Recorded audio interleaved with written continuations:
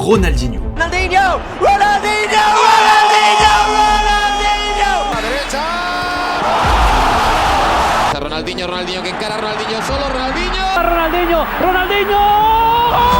Ronaldinho!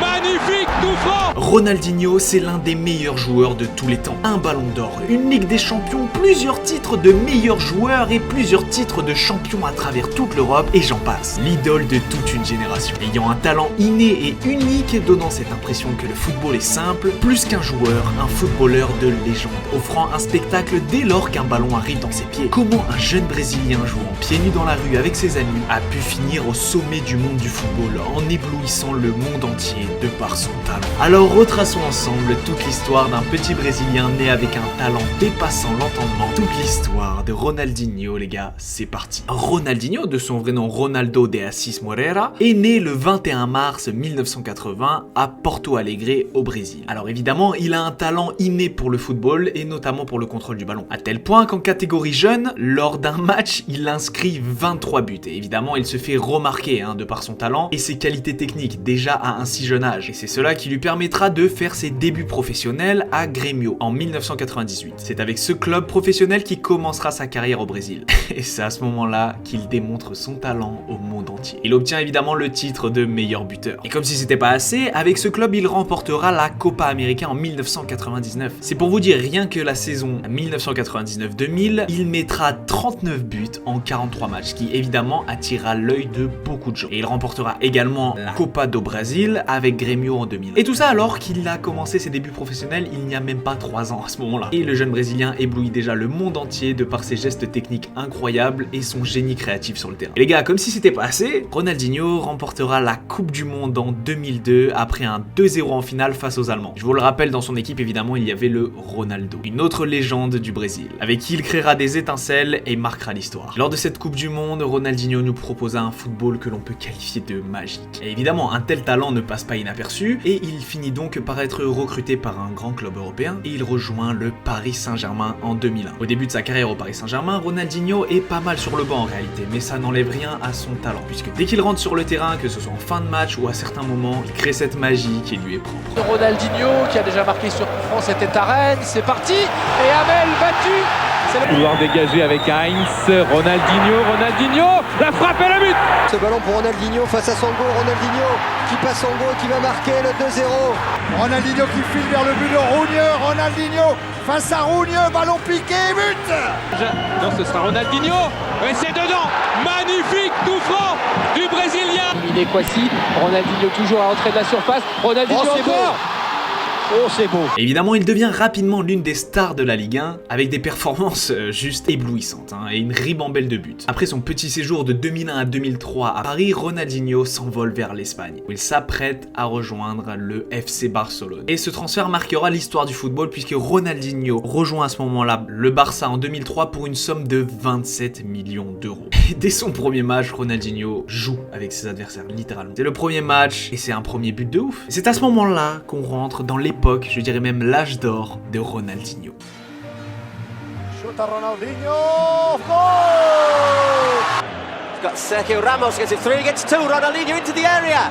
Ronaldinho! Ronaldinho! Ronaldinho! Ronaldinho! What a goal! Permite ya el lanzamiento de Ronaldinho, el golpeo con la pierna derecha. No pudo hacer nada. Ronaldinho que encara, Ronaldinho solo, Ronaldinho.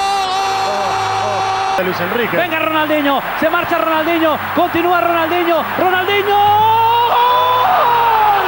Hay que marcarlo. Es absolutamente de malabarista, Michael. No, pero no solamente es esto lo que vamos a ver ahora, pero Buscan los futbolistas del Barça siempre para intentar descongestionar todo el juego de ataque. Insiste Ronaldinho. Suelto Ronaldinho, la de Vaca, se la cambia de pie, se va de todo Ronaldinho.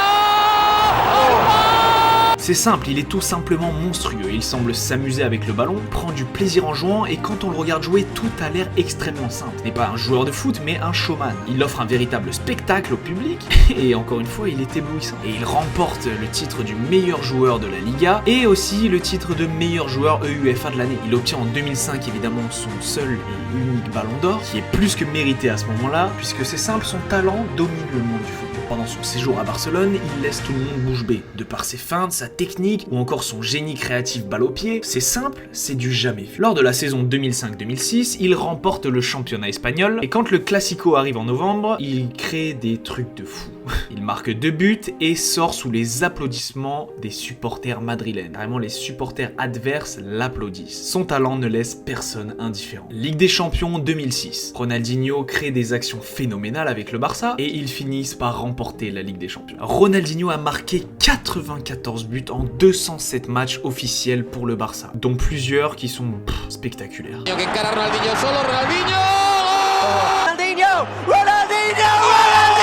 Et c'est lors de la Coupe du Monde en 2006 en Allemagne que certains disent que Ronny est dans le déclin et que c'est peut-être la fin.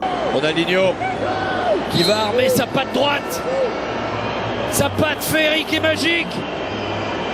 Cette balle travaillée. Oh, Aïe aïe aïe. oh, elle était puissante.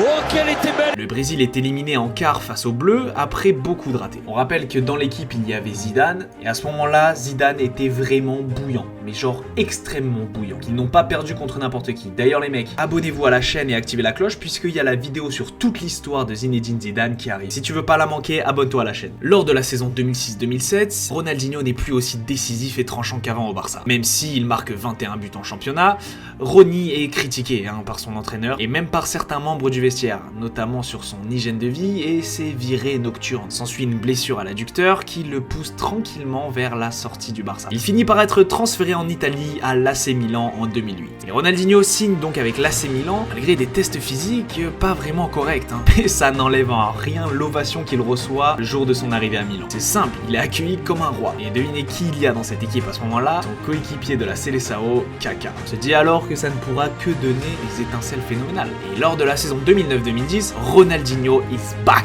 Son génie créatif est de retour, son toucher de balle au pied est juste magique et il nous repropose de nouveau des spectacles incroyables. Évidemment, il finit meilleur passeur du championnat et le Ronaldinho du Barça de l'âge d'or est ressorti face au Manchester United. Ronaldinho retourne au top avec un talent tout simplement démesuré, une vision de jeu et un contrôle de balle hors norme. C'est simple, c'est un magicien. Mais Ronaldinho finit par retomber dans ses mauvaises habitudes et une hygiène de vie qualifiée de catastrophique pour certains, et il finit par moins jouer. Et les dirigeants prennent donc une décision de le transférer, même si Milan vient de remporter son 2e titre de champion depuis 2004. Il remporte tout de même le championnat italien avec Milan en 2011. Après cela, direction retour au Brésil. Ronaldinho rentre au pays pour jouer pour Flamengo de 2011 à 2012. Encore une fois, il a accueilli juste comme un roi, mais on peut dire ce qu'on veut, le génie technique de la légende est toujours présent. Et il arrive même à porter l'équipe jusqu'en 8e de la Copa Sudamericana de la Coupe de Rio. Après cela, le maestro rejoint l'Atlético Mineiro et remporte la Copa Libertadores en juillet 2013. Ronaldinho a proposé à ce moment-là une saison tout simplement incroyable. Il semblait à l'aise dans ses prises de décision et on dirait que son talent était une nouvelle fois de retour. Cette saison-là, il inscrira presque 20 buts. Évidemment, vous le connaissez, tous plus incroyables les uns que les autres. Après cela, en 2014, Ronaldinho tentera une petite expérience au Mexique où il jouera dans le club Querétaro avant de quitter ce fameux club en 2015. Ronaldo finit par rejoindre son dernier club là où il prendra sa retraite, Fluminense, en 2015. C'est 3 ans plus tard que